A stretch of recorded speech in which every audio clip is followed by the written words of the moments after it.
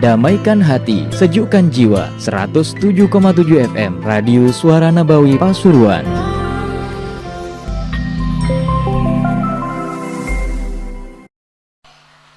التعليم والتعلم والإفادة والاستفادة والنفع والانتفاع إلى الأرواح والدينا ولكم أمواتنا وأمواتكم وأموات المسلمين خصوصا حبيب محمد هدر بن عبد الله الشيخ بكر بن سالم ثم إلى أرواح من عمر هذا المسجد ومن وحضر في هذا المجلس سعادة في بيت المعرفة شيئا ولاحقا ووالدينا ولكم أمواتنا وأمواتكم وأموات المسلمين الله تغشاهم بالرحمة المغفرة ونبركاتهم وأسرار منوارهم إلى حضرة النبي محمد صلى الله عليه وسلم.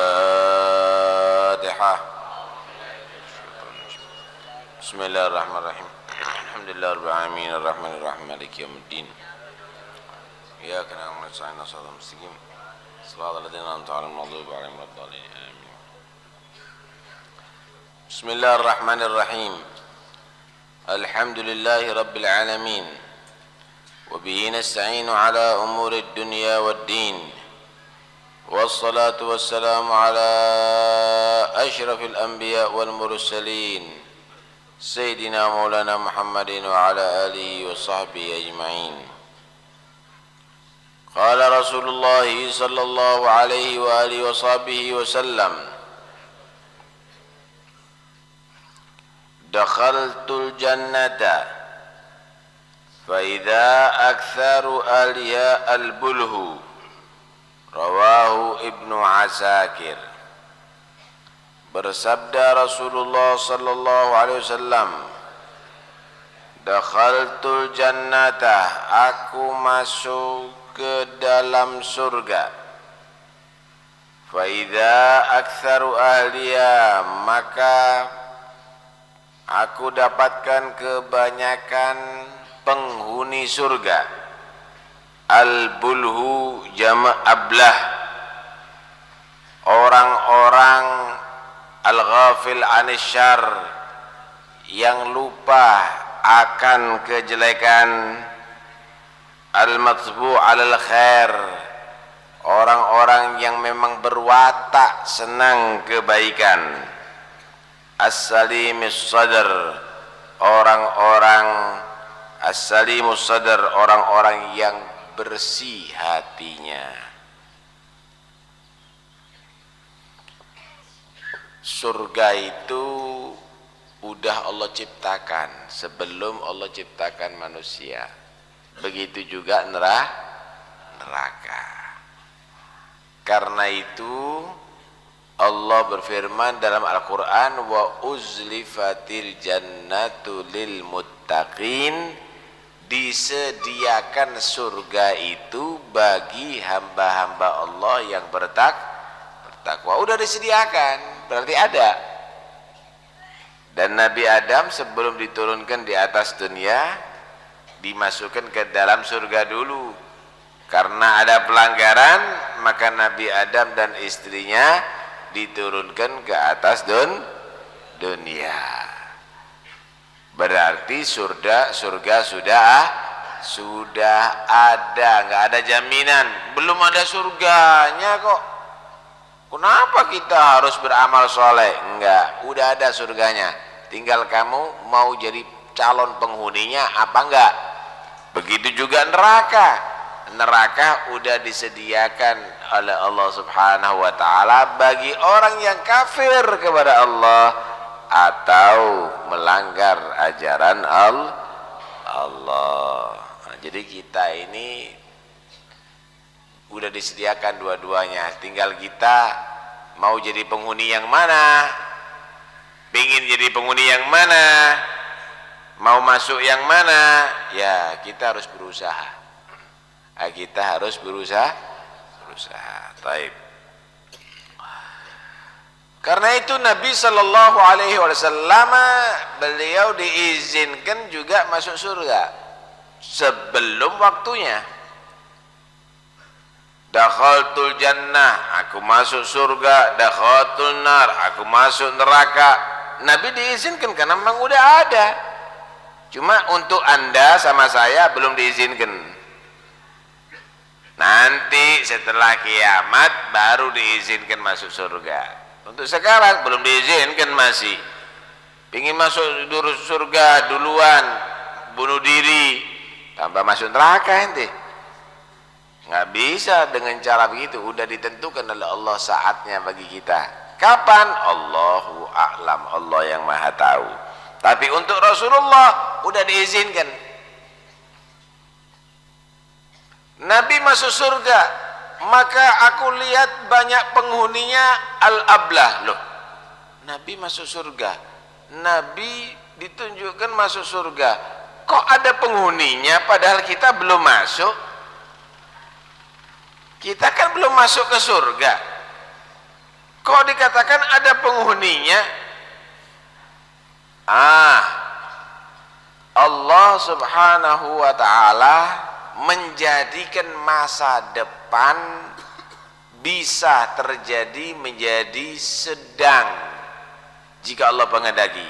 Belum terjadi udah dinampakkan sama Nabi. Nih loh, nanti di surga bakal begini penghuninya.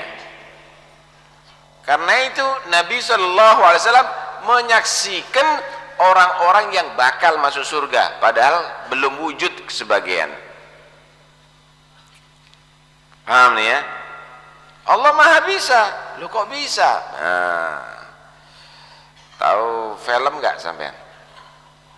Kalau sampean ngelihat film tegang.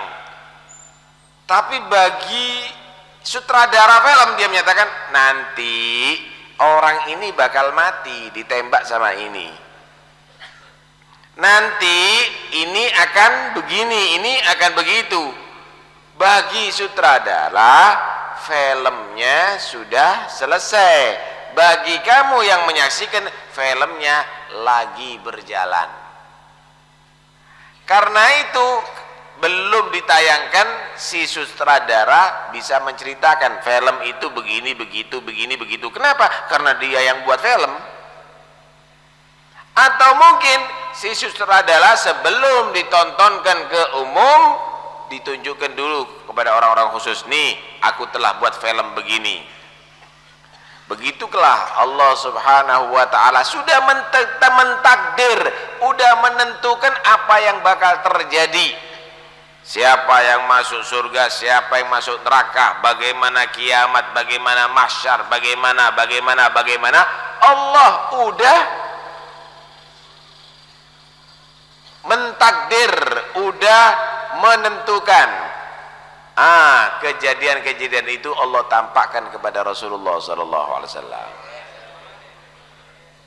Ditampakkan kepada Rasul SAW, kiamat itu bakal begini, kamu itu bakal begitu, umatmu akan begini, umat mereka akan begitu. Nanti di surga itu begini, ini orang-orang yang masuk surga, ini orang-orang masuk neraka. Ditampakkan oleh Allah SWT kepada Rasulullah, padahal belum terjadi. Allah maha bisa, Allah maha kuasa. Karena itu Nabi SAW punya ilmu yang tidak dimiliki oleh siapapun. Wa 'allamaka ma lam takun ta'lam. Lowong neraka bisa kelihatan, surga sudah masuk duluan. Yang belum masuk surga udah dilihat dulu oleh Nabi. Itulah mukjizat yang Allah berikan kepada Rasulullah SAW. Disinilah Imam Busiri membahasakan wa ilmuka ilmal lauhi wal qalami. Ilmu kamu wahai Nabi ilmu lauhil mahfud dan ilmu qalam. Artinya yang udah ditentukan oleh Allah bakal terjadi, Nabi diberitahu oleh Allah subhanahu wa ta'ala. Bahkan Nabi udah menyaksikan dengan mata kepalanya sendiri sebelum itu terjadi. Hebat gak? Sebelum terjadi Nabi udah ngelihat, Nabi udah menyaksikan. Surga udah disaksikan. Orang yang ada di surga belum masuk udah Nabi ngelihat duluan.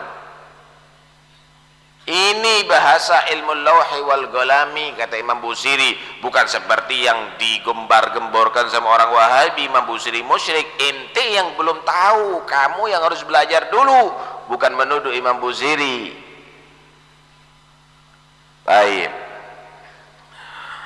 Dakhaltul jannah, aku masuk surga, kata Nabi. Masuk surga beneran ini. Masa Nabi bohongan? Meragukan Nabi, ya berarti kafir hukumnya. Hati-hati. Jangan nuduh-nuduh Imam Busiri deh. Dakhaltul jannah, aku masuk surga, kata Nabi.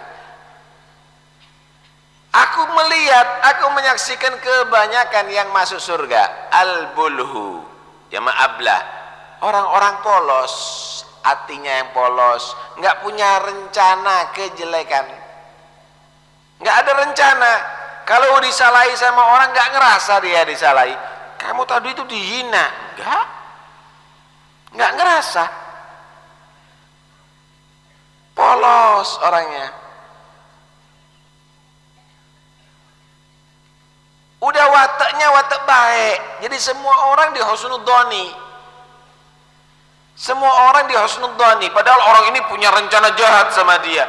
Dia anggap orang baik. Ada maling datang ke rumahnya, dihormati seperti tamu. Monggo, monggo, silakan dikasih kopi. Malingnya heran. Bongol tak bongi. Padahal bukan bongol, hatinya bersih. Husnudzon. Hah? Orang yang demikian ini yang banyak masuk surga. Bukan orang intelektual, bukan orang yang banyak komentar yang masuk surga itu. Justru orang yang begini, inilah orang yang disebut dalam Al-Quran, alladzina yamshuna al-ardi haunan wa idha khatabahumul jahiluna qalu salama. Hamba-hamba Allah yang dia jalan di atas bumi dalam keadaan tenang. Kenapa? Hatinya pasrah sama Tuhannya, tawakal kepada Allah, pasrah dengan takdirnya Allah. Kalau ada orang-orang yang bodoh yang ngomongi dia, yang nyaci dia, dia mengucapkan selamat, selamat, selamat, mudah-mudahan selamat semuanya. Nggak tambah pegel dia, nggak ngeladeni. Orang yang demikian ini ternyata yang banyak ada di surga. Sing pinter-pinter, yang banyak komentar, yang ahli mencarikan jalan keluar. Paham? Jalan keluar bukan untuk cari solusi yang terbaik, tapi jalan keluar supaya dapat duit, supaya ndak riba. Ngini lo akati. Pinter-pinteran. Supaya kamu itu hasilnya banyak, gini loh caranya. Wis, pokoknya kamu pura-pura nggak tahu aja, nanti kamu itu nggak dosa. Loh, diprogram. Kepinterannya adalah untuk kepentingan materi, kepinterannya untuk kedudukan, kepinterannya untuk kepuasan nafsu. Bukan kepinterannya untuk semakin takwa kepada Allah, bukan semakin takut kepada Allah. Ini bukan di surga tempatnya, Pak, di neraka. Justru orang yang polos. Ini gimana ini? Oh enggak, saya takut ini riba. Saya enggak mau. Lu enggak apa-apa, asal begini itu dan ini. Enggak, saya enggak kaya, enggak apa-apa. Yang penting saya selamat. Ini yang banyak masuk surga. Ini yang nggak banyak rencana macem-macem, yang nggak punya hati jelek sama orang. Hati-hati. Jadi bukan ukuran yang paling ngerti kitab yang masuk surga, bukan ukuran yang paling gede serban yang masuk surga, bukan ukuran yang paling panjang titelnya yang masuk surga, bukan ukuran yang paling cantik, yang paling ganteng, yang paling necis, yang paling tinggi jabatannya yang masuk surga. Tidak, ternyata yang masuk surga yang paling bersih hatinya. Yauma la yanfa'u malun wala banun illa man atallaha biqalbin salim. Hari di mana?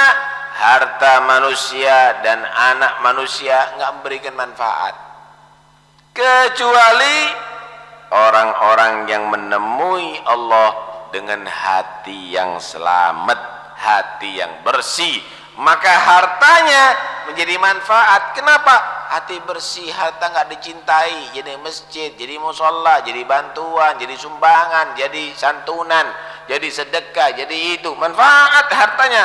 Kenapa? Hatinya selamat, nggak cinta dunia. Hatinya selamat, nggak ada sombong sama orang, menghargai yang miskin, yang kaya sama di hadapan dia, pejabat rakyat sama di hadapan dia. Manfaat anak turunannya karena dia hatinya selamat, diajari sholat, diajari dzikir, diajari baca Quran, diajari itu, diajari ini. Manfaat anak cucunya. Kenapa? Orang tuanya meninggal didoakan, didoakan. Sebagian orang mengartikan ayat ini keliru. Yauma la yanfa'u malun wala banun. Hari yang tidak memberikan manfaat harta dan anak turunan, illa man atallaha biqalbin salim, kecuali orang yang menghadap kepada Allah dengan hati yang selamat. Udah, hati tok yang selamat, harta dan anak turunan tidak ada manfaatnya. Keliru. Itu bagi orang yang hati nggak selamat, nggak manfaat anak turunannya dan hartanya. Kalau orang itu hatinya selamat berarti manfaat. Begitu loh kalau ngartikan Quran. Jangan saya potong-potong kalau ngartikan Quran.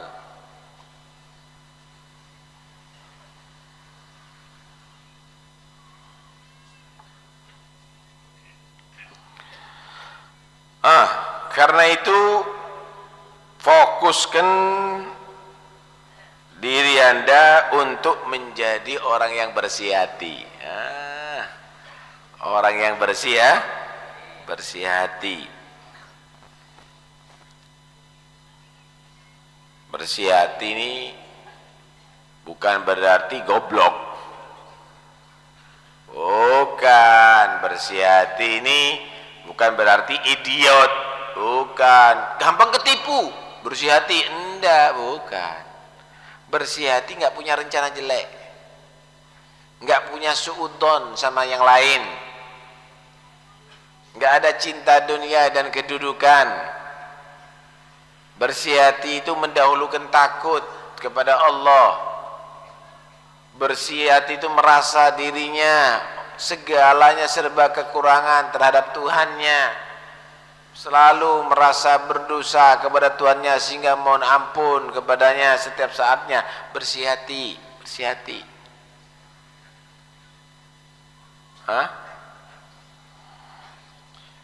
Dalam hadis Rasulullah sallallahu alaihi wasallam bersabda, yang dinilai oleh Allah Subhanahu wa taala itu bukan jasad, bukan bentuk badan, tapi hati. Innallaha la yanzuru ila suwarikum wa asamikum walakin yanzuru ila qulubikum wa niyatikum. Allah itu enggak melihat rupanya kamu. Lah kalau yang dilihat rupa, waduh wong sugih yang keraton ndak mlebu surga. Kenapa? Orang-orang Yahudi ganteng-ganteng, Pak.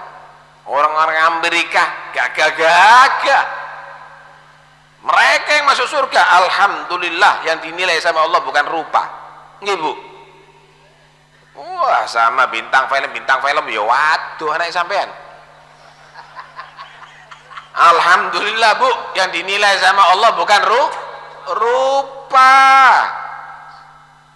Tapi yang dinilai oleh Allah adalah hati. Orang Sungi, orang Keraton, orang Pasuruan, orang Indonesia, orang Afrika yang hitam-hitam, tapi kalau dia punya hati bersih, bagus, itu yang menjadi penghuni surga. Wanteng hati nelek, cantik tampan hati jelek, tetap dia di sisi Allah menjadi penghuni neraka. Hitungannya hati ternyata masuk surga. Nah, nanti berubah sendiri dengan hati yang baik. Nanti di hari kiamat berubah, sak rupanya jadi baik. Kalau di dunia kadang-kadang enggak.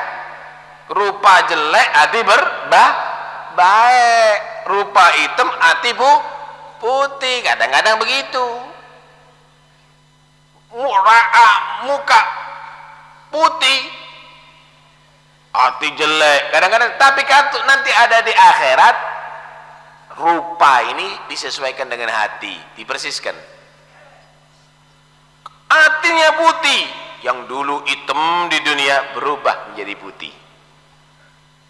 Hatinya hitam, yang dulu putih di dunia berubah menjadi hitam. Yauma taswaddu wujuhun wa taswaddu wujuh, fa ammal ladzina byaddat wujuhum fa fi rahmatillahum fiha khalidun, wa ammal ladzina swaddat wujuhum akafartum ba'da imanikum fadzuqul adzaba bima kuntum takfurun.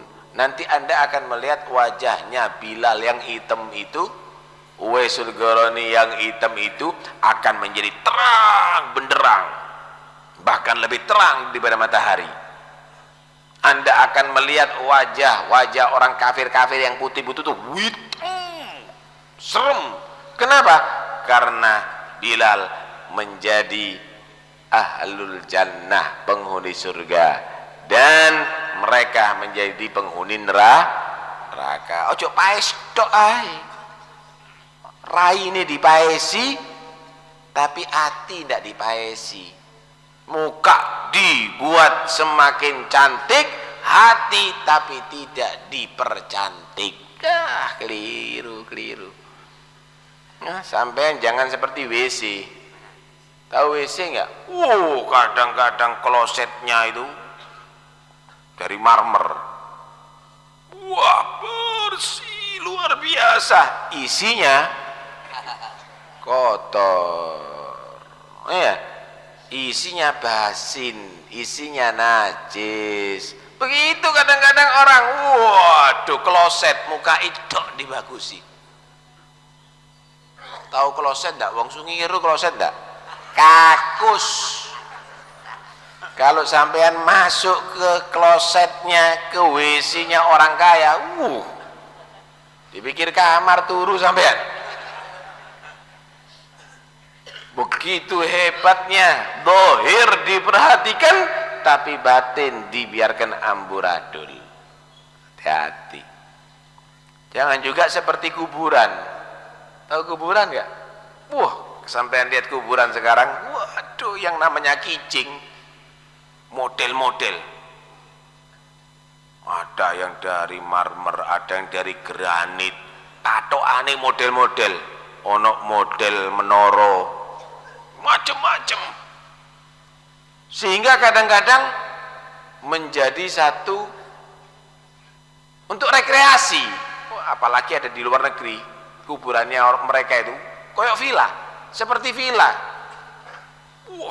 Tamannya diatur luar biasa, sampean foto di gono, pemandangannya bagus-bagus, bohirnya bagus, batinnya mengerikan. Tengkorak, tulang-tulang yang berserakan. Itulah kadang-kadang orang mengatur penampilan yang zahir bagus, tapi membiarkan hatinya serem, penuh dengan kebencian, tidak ada rahmat, dengki, musuh, kejem, sadis, hartanya anak yatim dimakan, meres hartanya orang, jadi rentenir.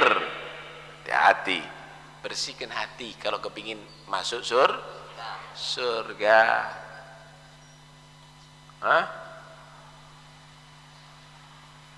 Ada juga rumah tua, dicat mukanya, kasih lampu, tapi dalamnya sawang tok. Dalamnya, waduh, kotoran tikus ada di mana-mana. Ketika ada orang tertarik, waduh, bagus rumah ini, terang ya, dibuka dalamnya ternyata singup, angker, kotor semuanya. Begitulah kadang-kadang orang penampilannya bagus di atas dunia, waduh, ini orang hebat, ini orang luar biasa, ternyata nanti di hari kiamat ketika dibuka oleh Allah, angker Pak. Hatinya ternyata banyak tipuannya, banyak cinta dunianya, ambisi jabatan, macam-macam. Hati-hati, hati-hati. Karena itu yang bersih hati, aku masuk surga, kata Nabi.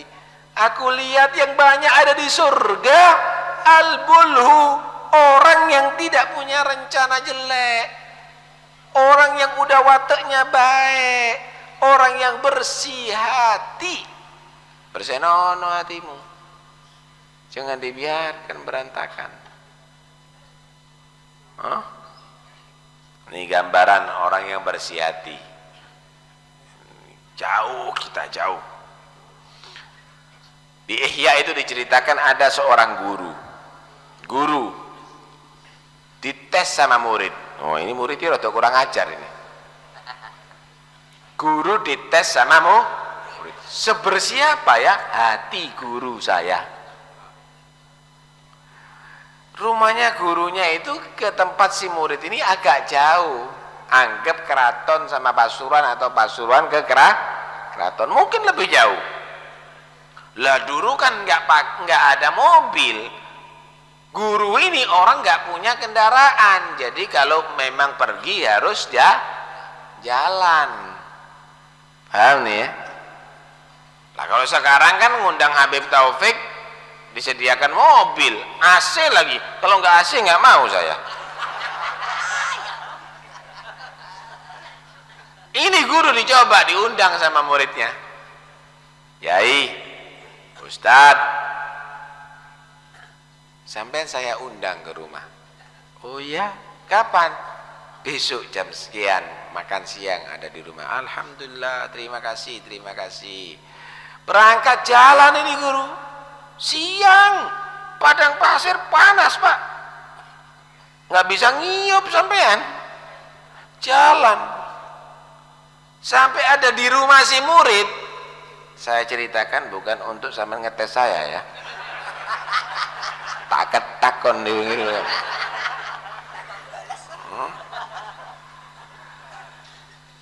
jalan sampai ada di rumah si muridnya.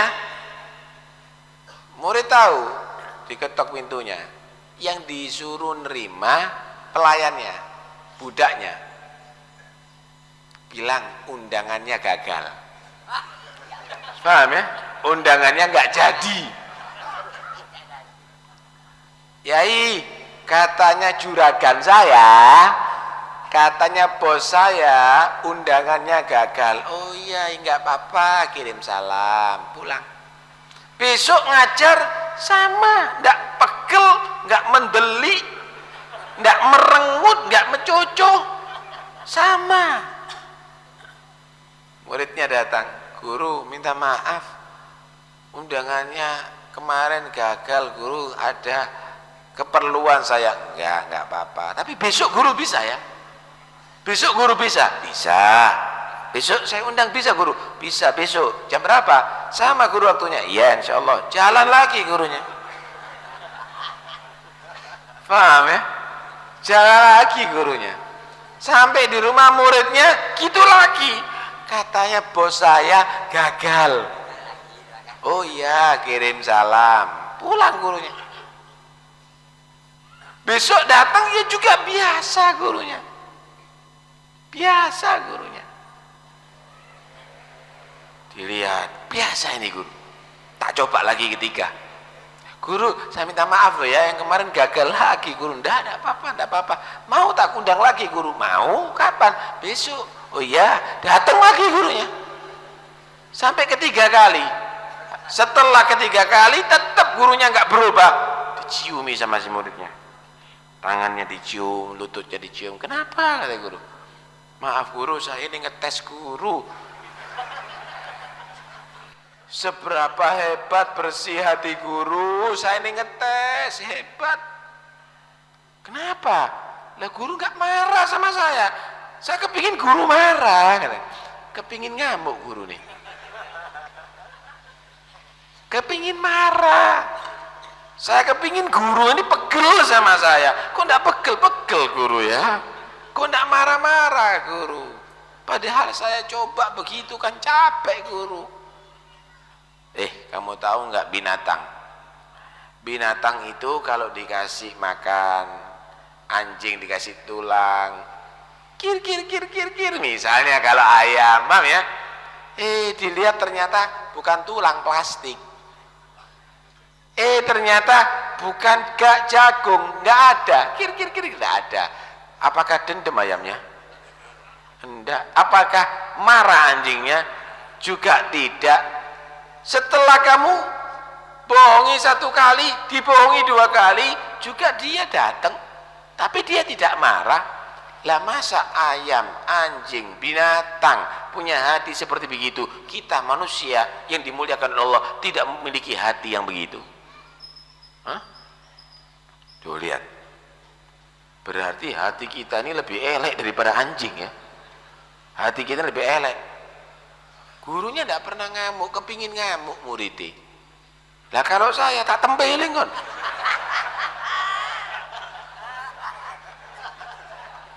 Apalagi udah siap sama jubahnya, sama serbannya, gagal bebe. Ngelamai. Tuh lihat bagaimana bersih hati saudara, bersih hati. Sayyidina Ali bin Abi Thalib pernah begitu punya budak.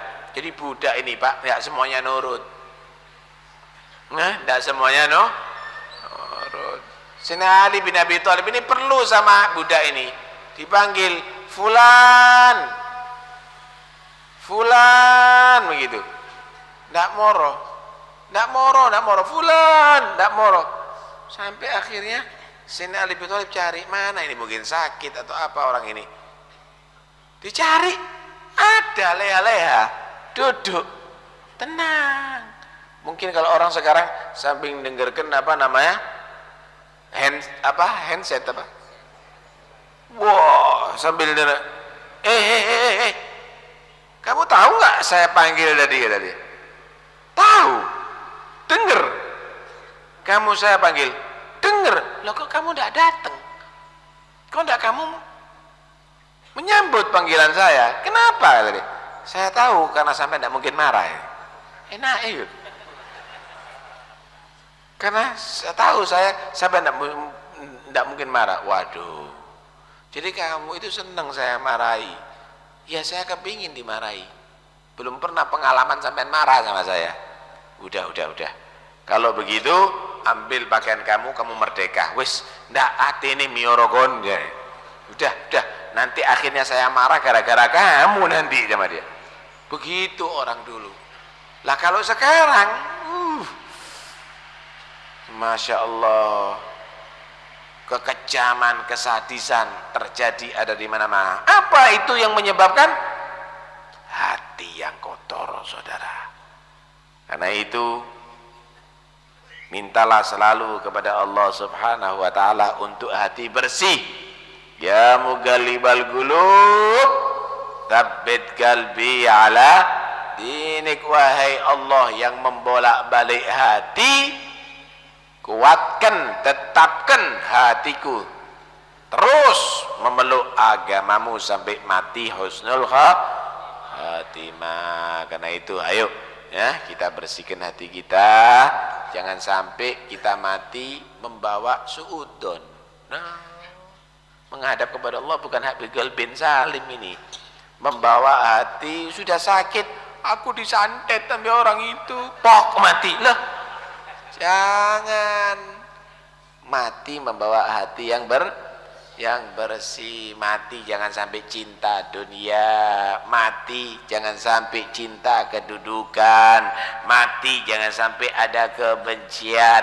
Mati bersih hatinya, itulah orang yang akan masuk surga Allah Subhanahu wa ta'ala.